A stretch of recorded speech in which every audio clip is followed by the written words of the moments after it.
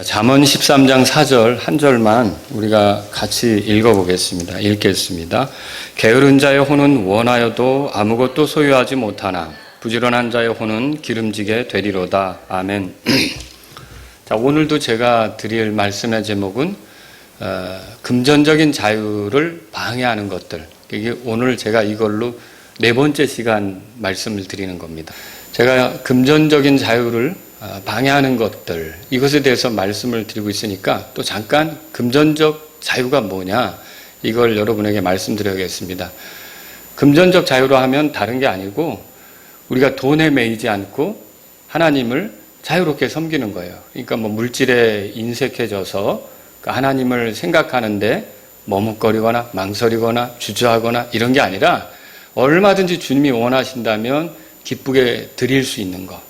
그리고 또 내가 다른 사람과 비교해서 내 물질이 좀 적다고 해서 낙심하거나 불안해하거나 이게 아니라 하나님께서 나에게 주신 거에 대해서는 감사하면서 만족하면서 살고 또 이 세상을 사는데 지혜롭게 살아서 빚지지 않는 삶.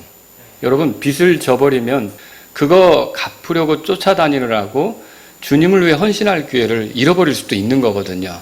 그래서 이렇게 빚지지 않는 삶, 이런 것들이 다 이제 금전적 자유에 속한다. 얼마든지 자유롭게 하나님께 헌신할 수 있는 그런 삶, 이런 삶이 되도록 하기 위해서 우리가 금전적 자유를 이제 누려야 된다. 이걸 여러분에게 말씀드리고 있는 거예요.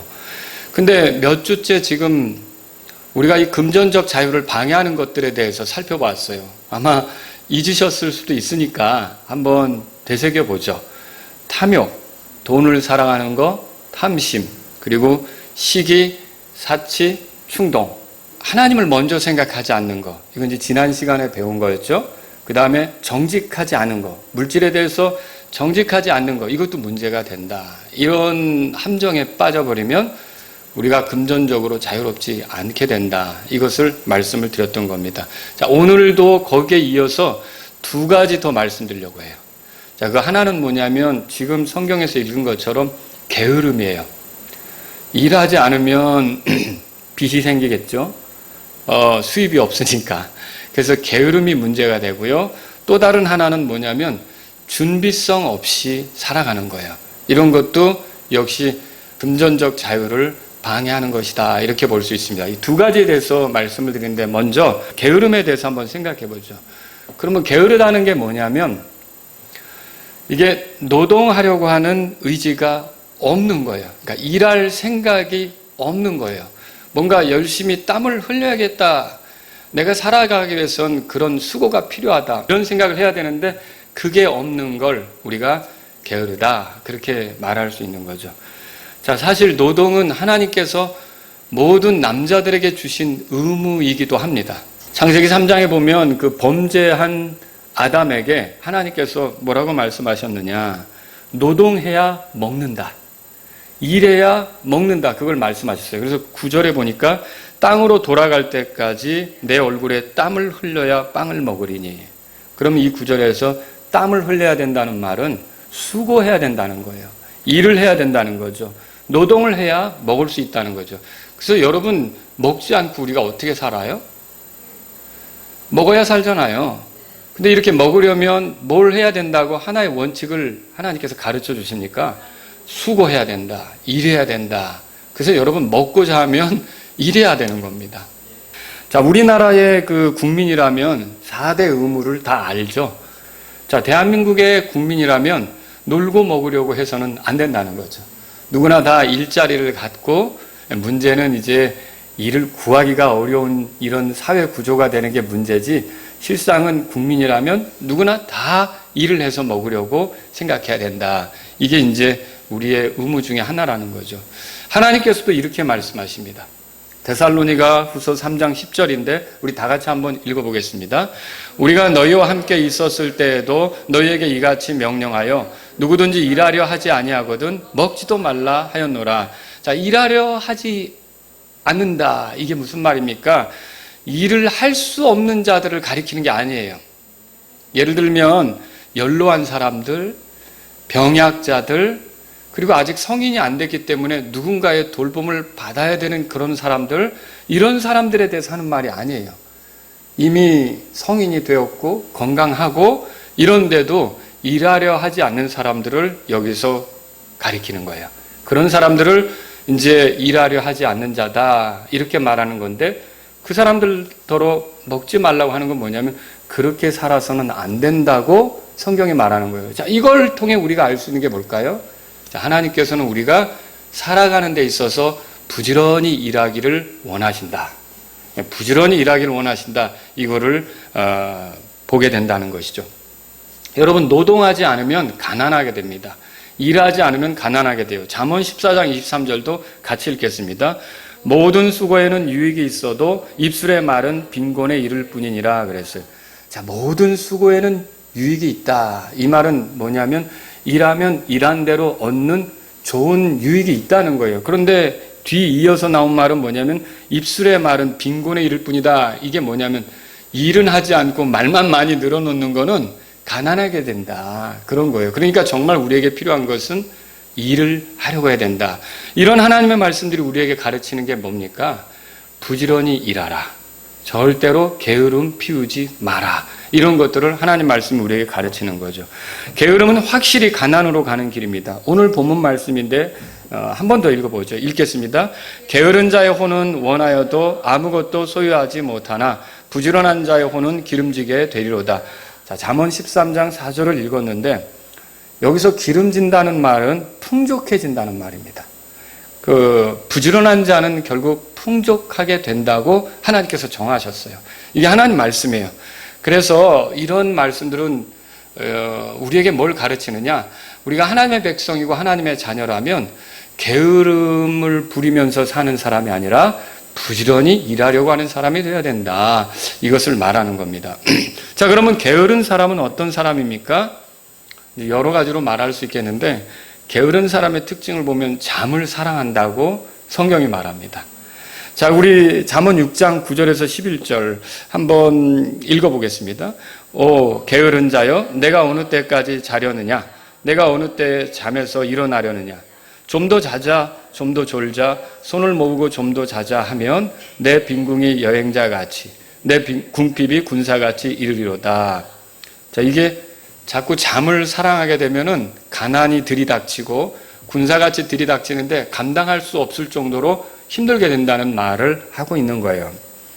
우리 학생들 중에 혹시 우리의 삶 가운데 이런 사람들이 없는지 모르겠어요. 깨워야 일어나는 것. 만약 지금까지 그렇게 살았다면 그거를 오늘 이 순간부터 고치기로 하십시오. 그러니까 이게 내가 지금까지 살아오면서 엄마가 깨워야 일어나고 아빠가 깨워야 일어난다. 이건 지금 잘못하고 있는 겁니다. 내가 얼마만큼 잘지는 내가 정하는 거예요. 그렇지 않습니까? 그리고 또 내가 몇 시에 일어날지도 내가 정하는 거예요.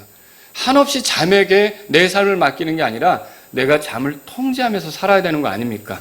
여러분 보고 수면 부족으로 지내라는 말이 아니에요. 아예 잠 자지 않고 뜬 눈으로 밤을 새워가면서 뭐 일만 하라는 말이 아니에요. 우리는 다 잠을 자야 하는 게 맞습니다. 그러나 이 잠에 빠져서 내가 잠에게 지배받으면서 사는 것은 옳지 않은 거예요. 이 세상에서 열심히 살아가는 사람들의 특징은 뭐냐면 누가 깨우지 않아도 일어나요. 그러니까 만약에 우리 마라나타 침례교회 성도 중에 우리 학생들 중에 지금까지 깨워야 일어나는 버릇이 있다 그러면 이거는 이번 주 안에 당장 고쳐야 됩니다. 그래서 어머니가 건들지 않아도 아침에 내가 스스로 잘 잤다라고 일어나야 되는 거고, 아버지가 야 학교 늦겠다 막 왔다 갔다 하면서 툭툭 치면서 이거 뭐 하는 거야 빨리 일어나야지 이렇게 말하지 않도록 여러분이 어떻게 해요? 내가 언제 일어날지 얼마큼 잘지 이걸 내가 조절해야 되는 거죠. 근데 그렇지 않다면 이건 잠의 지배를 받는 거예요. 무한정 깨워야만 일어나는 이런 삶을 살아서는 안 된다는 거죠. 그게 게으름으로 가는 길이라는 거예요. 게으름으로 가는 길. 그래서 잠언 20장 13절에 이렇게 써 있습니다. 같이 읽겠습니다. 잠을 사랑하지 말라. 내가 가난하게 될까 염려하노라. 내 눈을 뜨라. 그리하면 내가 빵으로 만족하리라. 이렇게 잠에 빠지고 잠에 취해 살고 잠을 사랑하게 되면 가난하게 된다. 성경이 경고하고 있는 겁니다. 또 잠언 24장 33절에서 34절을 같이 읽겠습니다. 좀 더 자자, 좀 더 졸자, 손을 모으고 좀 더 자자 하면 내 빈궁이 여행자같이 내 궁핍이 군사같이 이르로다. 아까 우리가 앞에서 읽었던 그 잠언 6장에 나온 말씀을 반복해서 보여주고 있어요. 게으른 사람은 침상에서 벗어나지 못합니다. 그래서 잠언 26장 14절 이렇게 써있는데 우리 읽어보겠습니다. 문짝이 자기 돌적 위에서 도는 것 같이 게으른 자도 자기 침상 위에서 도느니라. 무슨 말입니까? 여러분 경첩이라고 있잖아요. 문짝이 거기에 매달려 있잖아요. 열심히 움직이는 것 같아도 항상 그 자리 아닙니까? 그렇죠? 이게 잠을 사랑하는 사람도 움직이긴 움직이지만 침대를 못 벗어나고 거기서 제자리로 왔다 갔다 하고 있으니 거기서 어떤 생산적인 일이 나오고 열매가 나오겠느냐는 거죠. 그래서 이렇게 잠을 사랑하는 사람은 게으르게 된다. 그리고 가난하게 된다. 이런 것들을 우리가 성경을 통해 배우게 된다는 거죠. 게으른 사람은요, 갖가지 핑계와 이유를 들어서 일하려 하지 않아요. 자, 우리 잠언 22장 13절 읽겠습니다. 게으른 자는 말하기를 사자가 밖에 있은즉 내가 거리에서 죽임을 당하리라 하느니라. 밖에 나가서 일을 해야 되는데, 밖에 나가면 저거 아주 큰일 나는 게 있어. 이렇게. 저도 이 말씀을 준비하면서 좀 부끄러운 생각이 드는데, 밖에 나가면 코로나가 있어. 라고 우리가 지금 전도에 너무 게을러지는 게 아닌가. 그래서 이번 주에 우리 박종원 형제님께 부탁을 해서 그 마스크를 좀 한 1000개 정도 일단은 구해보라고 그랬어요. 마스크에다 우리 전도제라도 껴서 좀 나눠줘 보게. 한번 이게 코로나라고 해도 전도를 해야 되지 않을까. 이게 지금 이런저런 이유 따지다가는 아무것도 못할 거 아닙니까? 밖에 사자가 있어. 나 나갔다가 큰일 나. 나 그냥 집에 있을래. 아무것도 못하는 거죠. 예. 그래서 우리가 어려운 시기이긴 하지만 자꾸 주님께 지혜를 구하면서 일하려고 하는 게 필요하다. 이런 것들을 이제 보게 된다는 거죠. 여러분, 예수님께서 우리를 구원하려고 이 땅에 오셨는데 주님께서 이 땅에서 사역하는 게 쉬운 그런 그 과정은 아니었거든요. 어려운 것도 있었다고요. 불편한 것도 있었겠죠. 근데 그 어렵고 불편한 것이 있을 때마다 예수님께서 그 불편함으로 마치 그 침상에서 구르는, 그리고 집안에서 밖으로 나가지 않으려고 하는 그런 사람과 같은 태도를 가지셨다면 저와 여러분이 정말 구원받을 수 있었겠습니까? 구원받을 수 없었겠죠. 근데 예수님은 어땠어요? 이런 불편함이 있고 이런 어려움이 있지만 그걸 헤치고 나가서 십자가로까지 가셨던 거고, 거기서 우리의 죄를 짊어지고 죽으셨기 때문에 우리를 위한 구원을 이루실 수 있었다는 거죠.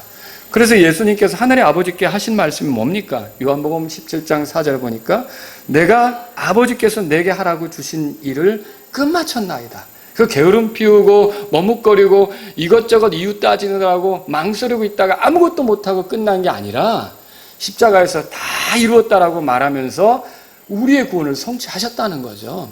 이거는 뭡니까? 예수님께서는 이런 상황 때문에 마땅히 해야 할 일들을 뒤로 미루거나 안 하고 넘어가려고 했거나 그런 분이 아니셨다는 거죠. 그렇다면 저와 여러분들도 온갖 핑계와 이유를 들어서 일하려고 하지 않는 자세는 이제는 내려놓고 내가 마땅히 해야 될 거라면 부지런히 일하는 저와 여러분들이 될 수 있기를 바랍니다. 게으른 사람은요, 그가 가진 연장, 자원을 내팽개치는 사람입니다. 만일 그가 하나님께로부터 받은 그런 재능, 하나님께로부터 받은 어떤 물질, 하나님께로부터 받은 그 시간, 이런 것들을 소중히만 잘 썼다면 생산적이고 의미 있는 일, 더 가치 있는 일을 할 수 있는데, 자, 하나님이 주신 물질 엉뚱하게 써버리고, 하나님이 주신 시간, 이거 헛된 호기심을 채우는데 다 날려버리고, 하나님이 주신 재능, 그게 얼마나 귀한지도 모르고 엉뚱한 방향으로 다 써버리고, 결국 그렇게 돼버리면 정작 하나님께서 그에게 그런 것들을 쏟아부어 주시면서 그가 뭔가 일하기를 원하셨는데 그런 일들은 하나도 이루지 못한 채 결국 시간을 보내고 마는 그런 꼴이 된다는 것이죠. 그래서 게으른 사람의 특징은 이거예요. 하나님이 주신 연장, 재능, 이런 거 있죠. 재료들, 이런 것들을 다 헛되게 쓰는 거죠. 한 달란 닫아가지고 땅속에 묻어두었다가 그대로 가지고 왔죠. 그 한 달란트 받았던 사람의 주인이 잘했다고 했나요? 그렇게 하지 않았어요. 마태복음 25장 26절에 보니까 악하고 게으른 종아 그렇게 했어요. 그럼 뭐예요? 이 게으른 사람들의 특징은 뭐냐면 그 주어진 그 주님이 주신 시간만 잘 썼어도 하나님께 영광을 돌리며 뭔가 해냈을 텐데 그 재능만 잘 발휘했어도 또 그 물질만 허튼 데 쓰지 않았어도 하나님의 영광을 위해 어떤 걸 할 수 있었을 텐데 그런 것들을 땅에 묻어둔 꼴이 돼버리는 거죠. 이거는 청지기로서 합당하게 살지 못한 모습이 된다 이렇게 말할 수 있는 거예요. 자, 게으른 사람은 또 맡겨진 것을 관리하지 않는 사람이에요. 잠언 24장 30절 31절 같이 읽습니다. 내가 게으른 자의 밭과 명철이 없는 자의 포도원 곁을 지나갔는데 보라 그것이 다 가시덤불로 덮여 있었고 그것의 표면이 쐐기풀로 뒤덮여 있었으며 그것의 돌담이 무너져 있었으므로. 여러분 이 구절을 읽는데 이 머릿속에 그림이 그려집니까? 어떤 사람이 이렇게 지나가다가 보니까 게으른 자의 밭을 지나가면서 보니까 엉망이라는 거예요.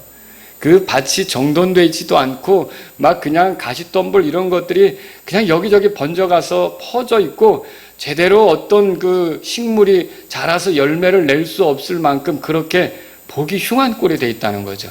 게으른 사람은요, 자기에게 주어진 것들을 잘 관리하지 않는 거예요.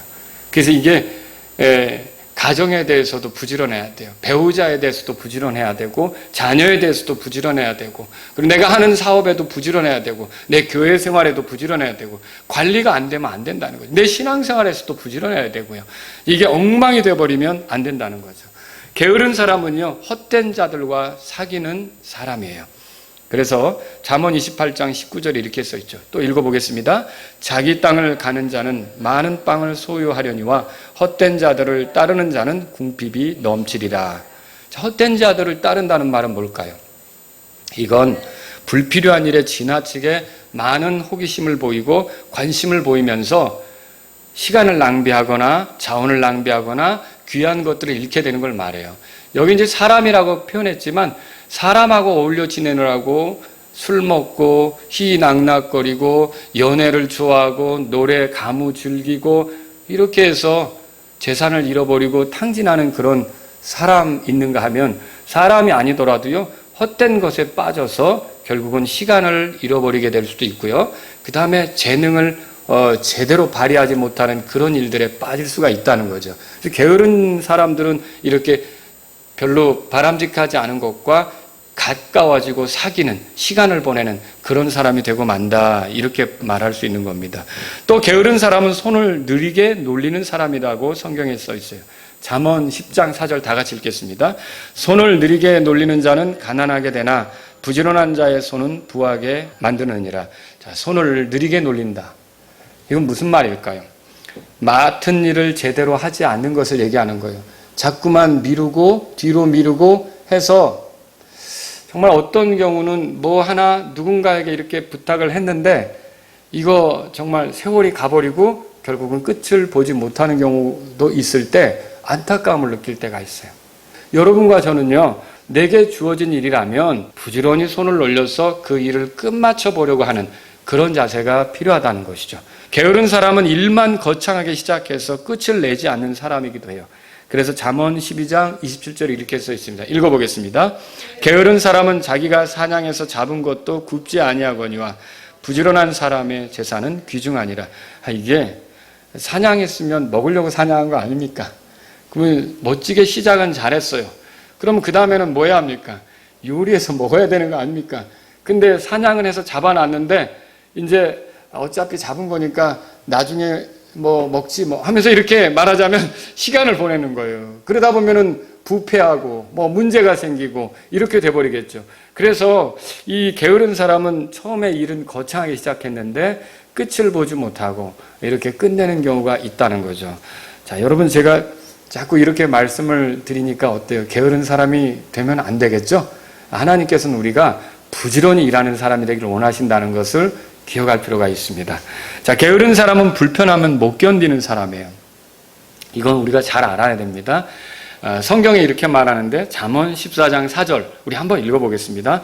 소들이 없는 곳에는 구유가 깨끗하나 소의 힘으로 많은 소출을 얻느니라. 이게 무슨 말이냐면, 자, 외양간에 소를 두고서 이 사육하다 보면 똥도 나와요. 그렇지 않습니까? 이제 집도 갖다 줘야 되고 막 지저분하죠. 뭐 이런 저런 아주 굉장히 그 환경이 청결하지가 않은 거예요. 그런데 그게 싫어서 내가 이거 싫으니까 소들을 치워버려야겠다. 그럼 깨끗해질 거 아니냐. 그래서 소를 치우는 거예요. 자, 그러면 소로부터 나오는 유익한 걸 얻을 수 있습니까? 얻을 수 없는 거죠. 자, 여기서 성경이 말하는 게 뭘까요? 우리가 인생을 살아가는 동안 불편하지 않은 게 아무것도 없어요. 모든 영역에 여러분이 직장생활 하다 보면 불편한 거를 안 만날 수가 없어요. 그런데 그런 불편한 거를 만날 때마다 이 불편이 내가 싫어서 이거를 그만두겠다. 이거를 없애야겠다. 이렇게 하면 여러분이 거기서 얻는 유익을 누릴 수 있겠습니까? 못 누린다는 거죠. 저와 여러분들은 사람의 삶 자체가 많은 불편함을 겪으면서 가야 된다는 것을 인정할 필요가 있어요. 그리고 그 불편함을 견디면서 거기서 오는 유익을 얻으려고 해야 되는 거지. 이 불편함이 싫어서 이 불편함 자체를 치워버리겠다. 뭐 이렇게 해버리면 여러분은 결국은 아무것도 도전을 못하고 아무것도 누리지 못하는 그런 사람이 되는 거죠. 근데 게으른 사람들의 특징은 불편을 못 견디는 거예요. 여러분과 저는 조금 불편하더라도 이게 의미 있는 일이고 가치 있는 일이라면 헌신할 수도 있고 수고할 수도 있고 시간을 보낼 수도 있고 노력할 수도 있고 이런 분들이 될 수 있기를 바랍니다. 정말 우리가 너무 쉬운 것만 생각하느라고 귀한 것들을 내던지고 놓쳐버리고 이렇게 하는 건 아닌지 우리가 진지하게 생각해 볼 필요가 있는 거죠. 또 게으른 사람은요 크게 탕진하는 자와 형제다 그렇게 성경이 말합니다. 잠언 18장 9절 읽겠습니다. 자기 일을 게을리하는 자는 또한 크게 탕진하는 자와 형제니라 그랬어요. 왜 크게 탕진하는 자와 형제냐? 자, 일하기 싫어하니까 버는 게 있어요, 없어요? 없겠죠? 그런데 살아가면서 돈이 필요할까요? 필요하지 않을까요? 필요하죠. 그러다 보니까 어때요? 돈은 만지고 싶고 일은 하기 싫으니까 한 번에 돈 벌고 싶은 거예요. 우리가 지난번에 일확천금 벌려고 하지 말라고 그랬잖아요. 근데 이 게으른 사람들은 그런 일확천금을 버는데 빠져들기 쉽다는 거예요. 그러다 보면 어때요? 예, 완전히 탕진하는 그런 모습이 나올 수밖에 없다는 것이죠.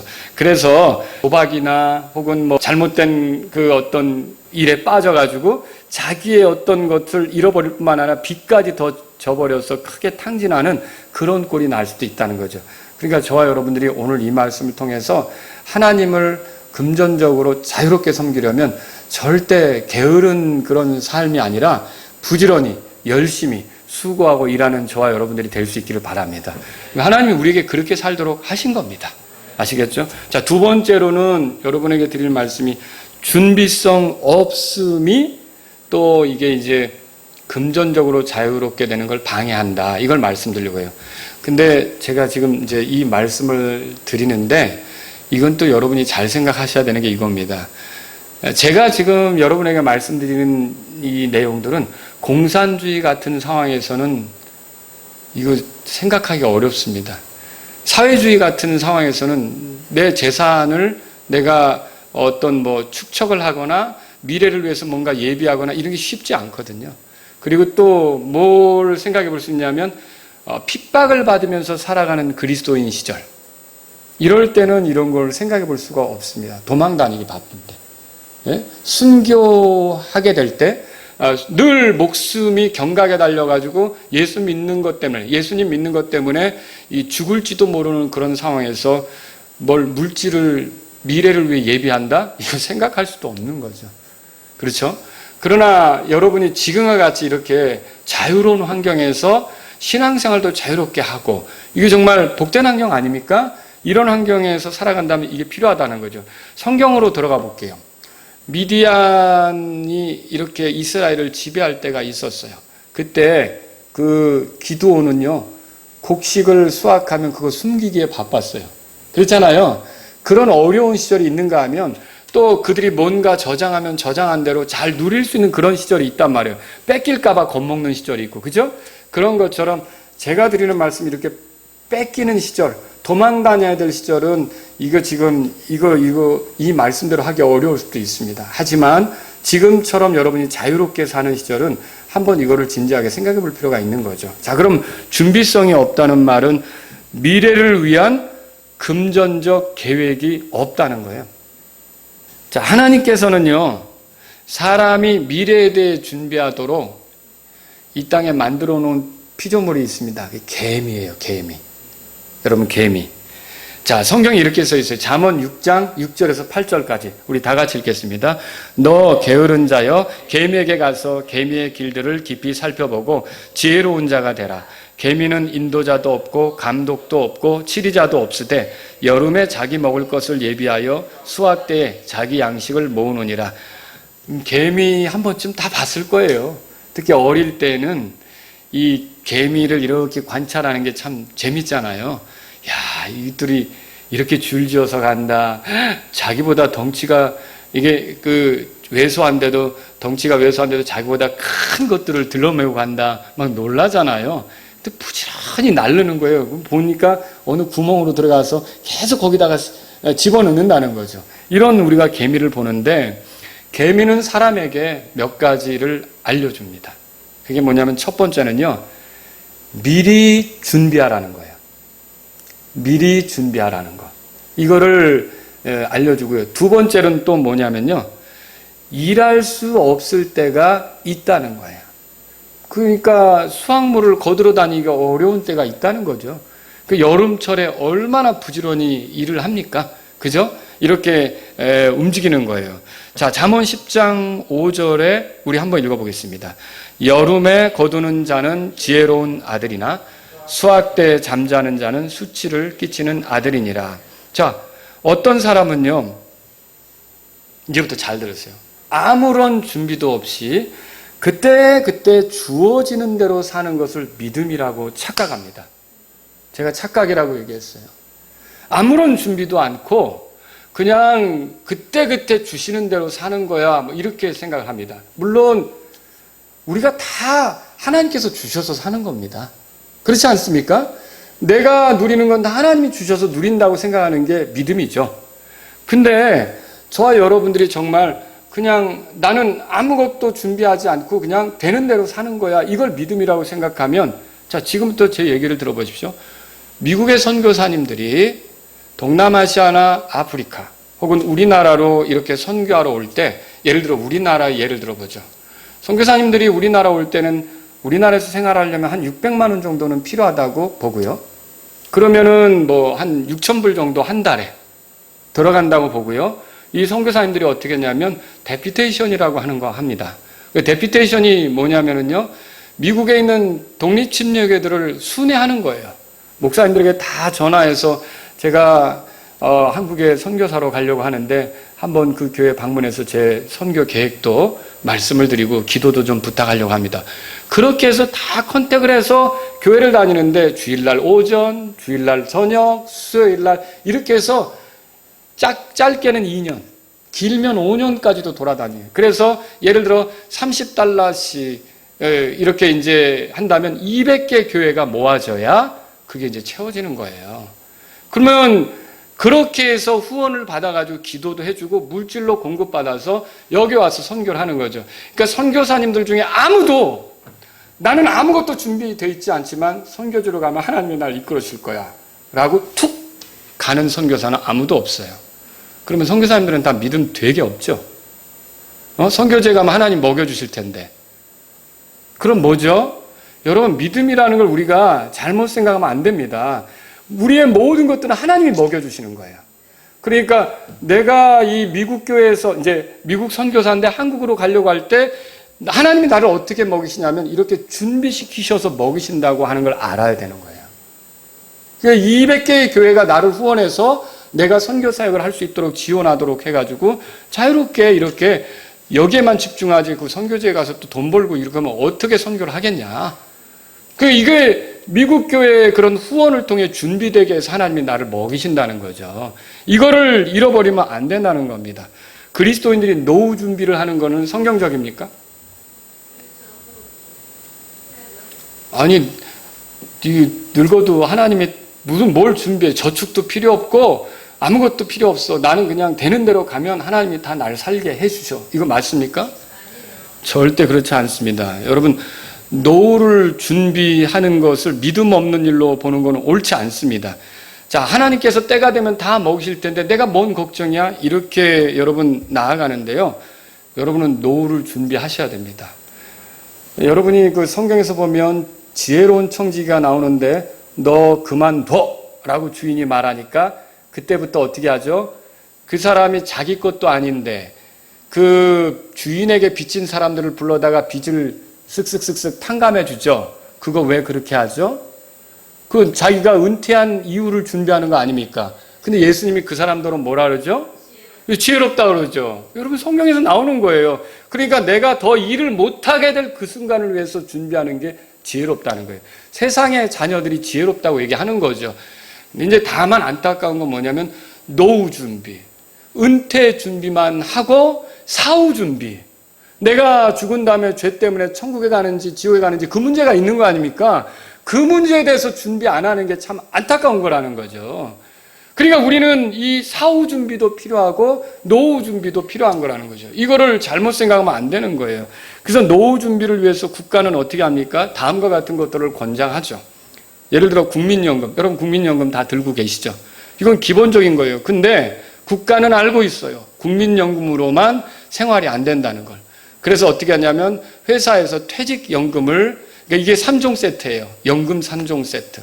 그러니까 이제 퇴직연금을 이제 들게 하죠. 그러면 퇴직연금 뭐예요? 노사 간의 합의에 의해서 결국은 이제 직장 일을 그만뒀을 때 받게 하는, 더 이상 일을 못하게 됐을 때 받게 하는 그런 거란 말이죠.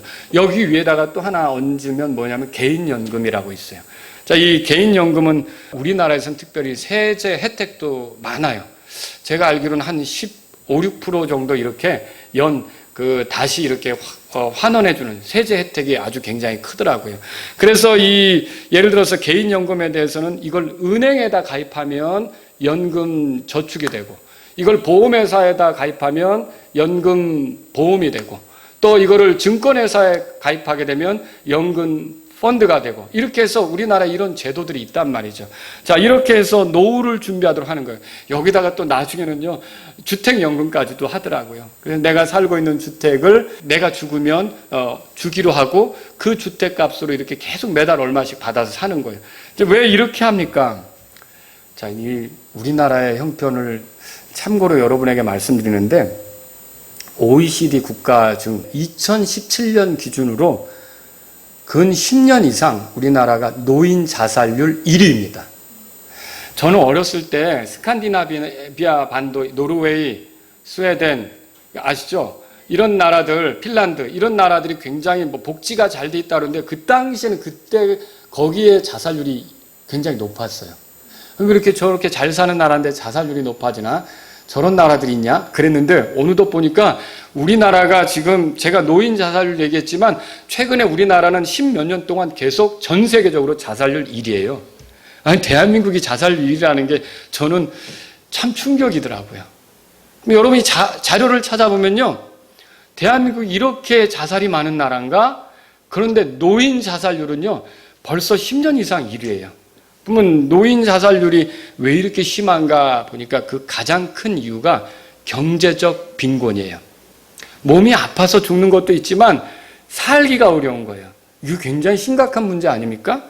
매우 현실적인 얘기를 제가 여러분에게 드리고 있는 거예요.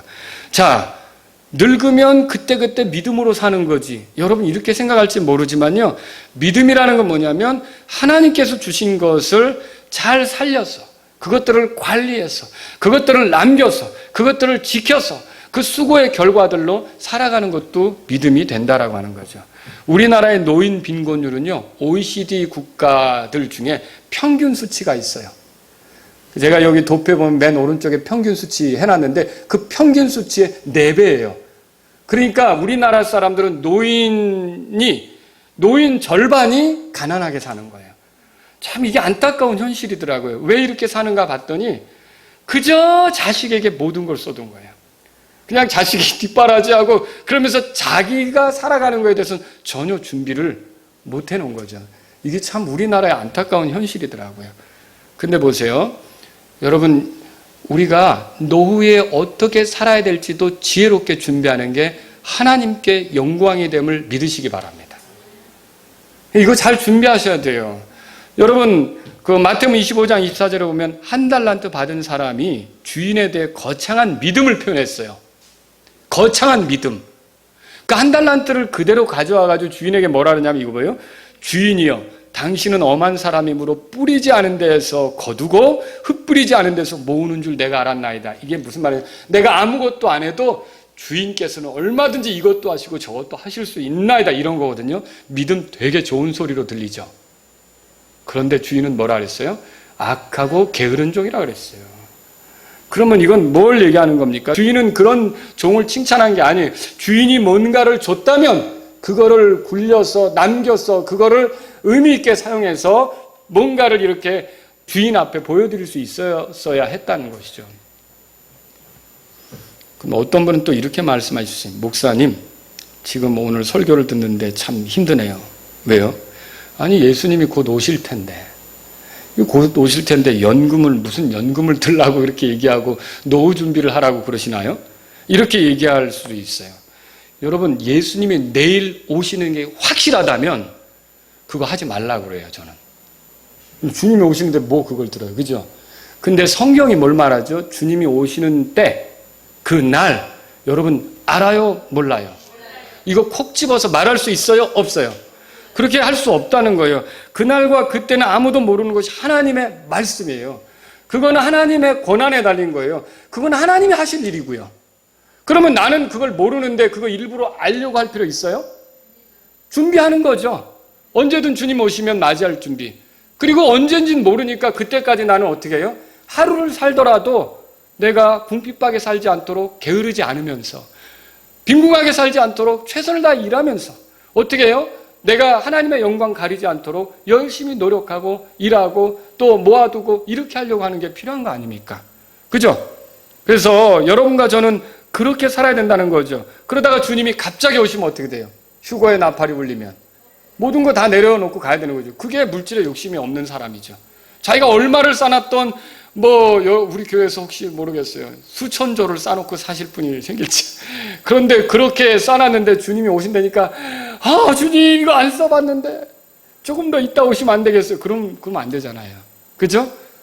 이게 그렇게 중요한가? 주님이 더 중요하지. 그죠? 그거 내려놓고 갈 수 있는 게 우리의 믿음 아닙니까? 그렇죠? 우리는 이 땅에 사는 동안 필요에 의해서 그게 있었던 거지, 그걸 관리했던 거지, 그걸 가지고 있었던 거지, 우리가 그거 연연해서 사는 거 아니잖아요. 그게 물질에 대해서 금전적으로 자유로운 삶 아닙니까? 자, 그런데 보세요. 주님이 오시면 분명히 우리가 그렇게 다 놓고 갈 거지만 주님이 언제 오실지는 아무도 모르니까 그때까지는 배짱이처럼 주님 내일 오신다, 주님 내일 오신다, 이렇게 노래만 부르면서 가는 그런 게 아니라 우리는 개미처럼 모으고 아끼고 게으르지 않고 이렇게 해서 여러분과 제가 살아가야 된다는 거죠. 많은 사람이 스피노자가 했던 말이라고 하는 이야기가 있는데 사실은 마르틴 루터가 한 말이에요. 루터 아시죠? 그런데 이 루터가 뭐라 했습니까? 비록 내일 지구의 종말이 오더라도 나는 오늘 사과나무 한 그루를 심겠다. 뭐예요? 내일 무슨 일이 생겨도 나는 오늘 해야 될 일은 하겠다. 그런 거 아닙니까? 우리가 주님이 언제 오실지는 모르는 거고요. 그러면 주님이 오시기 직전까지는 사람으로서 마땅히 해야 될 것들은 해나가는 저와 여러분이 돼야 된다는 것이죠. 그러니까 주님의 일은 주님이 하고 우리가 할 일은 우리가 또 하는 거죠. 그죠? 여러분 다미선교회 들어보셨죠? 1992년 10월 28일 자정에 예수님 오신다고 난리쳤어요. 근데 그때 제가 이제 들은 얘기인데 그때 그 안에 그 사람들은 다 하얀 옷 입고 거의 자정 전에 막 난리 났었죠. 그렇죠. 이제 카운트다운 들어가면서 온다고 막 그러는데 그때 방송국 기자들도 오고 막 카메라 들이대고 진짜 사람이 증발되나 없어지나 이거 보려고. 근데 그 밖에 어떤 여자분이 있었어요. 여자분이 있었는데 여기 왜 있는가 했더니 친구가 저 안에 있다는 거예요. 근데 친구가 통장하고 도장하고 다 줬어요. 왜 그걸 줬냐고 물어보니까 나는 이제 올라갈 거고 너는 남아서 살 거니까 이거 가지고 살아라라고 남겨줬다는 거죠. 근데 딱 24시 자정이 되니까 어떻게 됐어요? 정말 없어졌습니까? 해프닝이 돼버렸죠. 근데 만약 그 여자, 그 밖에서 기다리던 친구가 그거 가지고 잠적했으면 안에 있던 사람 어쩔 뻔했어요. 아마 만나가지고, 야, 나 못 올라갔는데 그거 다시 돌려줘. 이렇게 했죠. 예? 여러분, 이게 제가 주님 언제 오시는지 기다리는 마음 좋습니다. 근데 그 주님 오시는 거는 사실은 언제 오시는지 우리가 항상 그 질문을 하게 되지만 그거는 우리가 정확히 모르는 거예요. 우리는 주님이 오신다는 기정사실 아래 주님 기다리는 마음으로 사는 거죠. 그죠? 그러니까 우리가 해야 될 일은 뭐예요?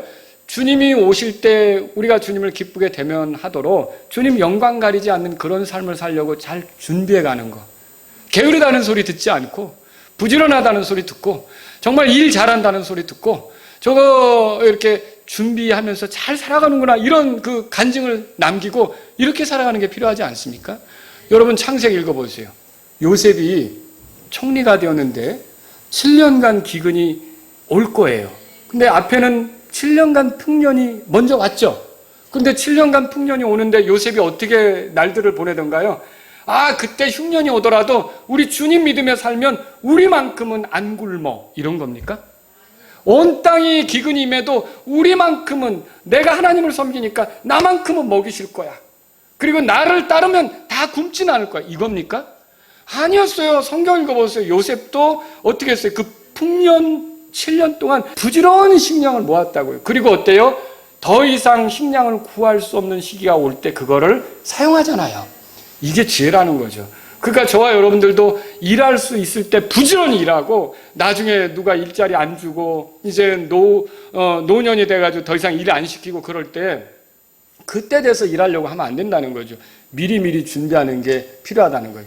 그러니까 우리가 잘못 알고 있는 교회에다가만 다 갖추면 복 받는 줄로 생각하고 다 갖다 바쳐도 내가 이렇게 이제 뭐 예를 들어서 이 노후에는 하나님이 날 먹이실 거다 이렇게 생각하면서 살아가는데 사실은 우리가 바치지 말라는 게 아니라 하나님께 감사로 드리지만 하나님이 주신 것으로 내 자녀도 돌보고 또 내가 노후에도 할 일이 있고 이런 것들에 대한 준비도 지혜롭게 해가는 게 필요하다는 거죠. 아시겠죠?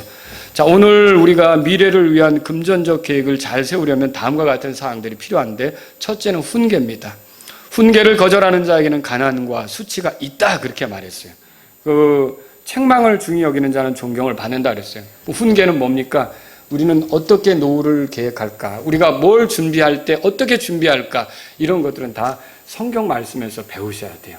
성경 말씀만큼 우리에게 귀한 훈계를 주는 그런 책은 없단 말이죠. 성경을 사랑하시고 가까이 하시기 바랍니다. 두 번째는 분별입니다. 잠언 22장 3절 다 같이 읽겠습니다. 분별 있는 자는 재앙을 보고 미리 숨거니와 단순한 자들은 나아가다 벌을 받느니라. 분별 있는 자는 뭐라고 돼 있어요? 재앙을 보고 미리 숨는다 그랬죠. 미래를 내다보고 마땅히 취해야 할 경계태세를 갖는 거예요. 조심해야 될 거다. 내가 이거 예비해야겠다. 그래서 세 번째 예비가 필요한 거죠. 잠언 24장 27절 다 같이 읽겠습니다. 밖에서 내일을 예비하고 들에서 그 일이 너를 위해 잘 맞도록 만들며 그 뒤에 내 집을 지을지니라. 집을 올리기 위해서 밖에서 다 잘 준비해가지고 와서 올리는 공사를 하란 말이죠. 자, 즉흥적으로 사는 거 아닙니다. 믿음으로 사는 것은 잘 예비합니다. 여러분, 하나님께서도 십자가 사건을 이루시기 위해 오래전부터 계획하시고 하나씩 이뤄 가시는 거 아세요? 얼마나 잘 준비해 가십니까? 그 십자가 사건 갑자기 탁 즉흥적으로 일어난 겁니까? 절대로 그거 아니라는 거죠. 자, 믿음으로 사는 건 기도만 하지 않습니다. 기도하고 나가서 씨를 뿌립니다. 이삭이 씨 뿌린 것 때 하나님은 100배의 복을 주셨다고 성경이 말하고 있습니다. 씨를 좋은 땅에 뿌리려고 하고 또 씨를 뿌린 다음에 자주 살피고 그리고 거름도 주고 해충도 제거하고 이런 노력들을 하는 거예요. 자, 이런 것들로 예비하는 게 필요하다는 거죠. 또 뭐가 필요합니까? 앞에서 공부한 대로 부지런함이 필요합니다. 자기 업무에 부지런한 사람은 왕들 앞에 선다고 성경이 말합니다. 잠언 22장 29절에 자기 업무에 부지런한 사람을 내가 보느냐? 그는 왕들 앞에 설 것이요. 그렇게 돼 있고요. 잠언 27장 거기 23절 24절에도 보세요. 너는 내 양떼의 형편을 부지런히 알아보며 내 소떼를 잘 보살피라 그랬어요. 부지런히 맡겨진 것을 관리하라는 거죠. 재물은 영원히 있지 아니하니 왕관이 지속되어 모든 세대에 이르느니라. 부지런한 사람은요, 그리스도의 심판석에 서게 될 것입니다. 여러분, 재정 계획은 균형을 요구합니다. 우리가 돈에 대해서 생각하고 뭔가를 모으려고 하고 이렇게 할 때마다 여러분과 제가 빠뜨려서는 안 될 게 있는데 주님을 신뢰하는 거예요. 주님을 의지하는 거예요. 잠언 16장 3절 다 같이 읽겠습니다. 내 일들을 주께 맡기라. 그리하면 내가 생각하는 것들이 굳게 세워지라. 잠언 16장 9절도 읽어보겠습니다. 사람의 마음이 그의 길을 계획할지라도 주께서 그 걸음을 인도하시느니라. 그러니까 내가 앞으로 살아가는 것에 대한 계획을 세울 때도 주님께 기도하시면서 내가 어떻게 주님을 위해 살 것인지 미래에 대해서 잘 준비하고 예비하실 수 있기를 바랍니다. 이걸 우리가 성경을 통해 배우는 거죠. 말씀을 정리합니다. 두 가지 정도 말씀드리면, 첫째로요, 금전적으로 자유롭고자 하신다면 여러분 부지런히 일하시기 바랍니다. 하나님께서는 부지런히 자신을 찾는 자들에게 보상해 주신다고 히브리서 11장 6절에 말씀했어요. 하나님을 찾는데도 부지런해야 되고요, 우리가 맡은 일을 하는데도 부지런해야 되는 거죠. 예수님이 우리를 구원하는 일에 게으름 피우셨습니까? 그렇지 않다는 거죠. 이것저것 핑계대면서 십자가로 가는 일을 미루지 않으셨어요. 하나님의 일을 이루시고자 최선을 다하셨어요. 그 부지런함의 결과로 저와 여러분들이 구원받은 거예요. 그 부지런하신 주님이 우리 안에 사시는 거죠. 그렇다면 우리는요, 우리에게 주어진 삶의 기회를 게으름으로 보내서는 안 되는 겁니다. 험한 것들에 빠져 자기가 마땅히 해야 할 일을 하지 않으면서 게으르게 보내는 것은 안 된다는 거죠. 데살로니가전서 4장 11절 다 같이 읽어보겠습니다. 또 우리가 너희에게 명령한 것 같이 너희는 조용히 지내며 너희 일을 하고 너희 손으로 일하기를 힘쓰라. 일하기를 힘쓰라. 이렇게 말하고 있죠. 또 하나는요, 내일을 준비하라는 거죠. 우리가 내일은 모릅니다. 그 어떤 일이 일어날지를 모릅니다. 그건 주님께 달려있기도 한데요. 그런데 우리가 어떻게 합니까? 우리에게 지금 있는 것을 허랑방탕하게 쓰는 게 아니라 잘 관리하고 모으고 이렇게 해서 늙어서 힘이 없어지면 우리가 살아갈 수 있는 준비, 그때도 또 뭔가 주님의 일을 하는데 동참할 수 있는 준비, 이런 것들을 우리가 하는 게 필요하다는 거죠. 그래서 세상 사람들은 노후 준비만 하고 이렇게 이제 사후 준비는 안 하는데, 저와 여러분들은 이미 사후 준비는 되셨죠? 네. 그러면 이제 노후 준비도 하시고, 또 하나 중요한 준비가 있어요. 요거보다 더 중요한 게 뭐냐면 우리는 그리스도의 심판석에 설 준비를 하셔야 돼요. 그래서 정말로 이 땅에서 우리가 어떻게 살아간 것으로 주님을 대면하게 될 것이고 그리스도의 심판석에 설 것인데, 자꾸만 이 미래에 대한 준비를 소홀히 하지 않고 오늘을 보낼 때 그 미래에 대해서 바라보면서 살아가기 바랍니다. 여러분, 우리가 영적으로 다운되고 위축되고 시험에 들었을 때 바라봐야 될 게 두 개예요. 제가 이미 설교 시간에 말씀드린 적이 있어요. 여러분이 시험에 들었을 때 생각할 건 뭐냐면 뒤를 돌아보세요. 뒤를 돌아본다는 말은 십자가를 보라는 거예요. 십자가는 과거에 있었던 일이죠. 그런데 거기서 예수님께서 얼마나 나를 사랑하셨는지 그걸 생각하셔야 돼요. 또 하나는 뭐냐, 앞을 보세요. 제가 앞을 보라는 말은 그리스도의 심판석에서 내게 상 주려고 기다리고 있는 주님을 보란 말이죠. 이렇게 주님을 바라볼 때 여러분들은 어떤 환경이 있든지 깨치고 나올 수가 있는 거예요. 우리의 앞날에 우리를 기다리고 계신 주님 만날 준비를 여러분과 저는 잘 할 수 있기를 바랍니다. 기도하겠습니다. 오늘 이 말씀을 들으신 여러분 가운데 하나님 아버지, 제가 부지런히 최선을 다해서 제게 주어진 일들을 하며 살아가기를 원합니다. 제 삶에 게으름이 없기를 원합니다. 이런 분이 있다면 기도하십시오. 제가 험한 것에 빠져 시간, 재능, 기회 이런 것들을 낭비하지 않기를 원합니다. 이런 분이 있다면 기도하십시오. 주님, 저는 내일을 잘 준비하기를 원합니다. 제가 지혜롭게 지금부터 노후도 준비하고 또 주님 만날 준비도 하고 이렇게 잘 준비해가는 자가 되기를 원합니다. 여러분, 오늘 말씀을 들으신 대로 여러분이 주님 앞에 나아가시면 좋겠습니다.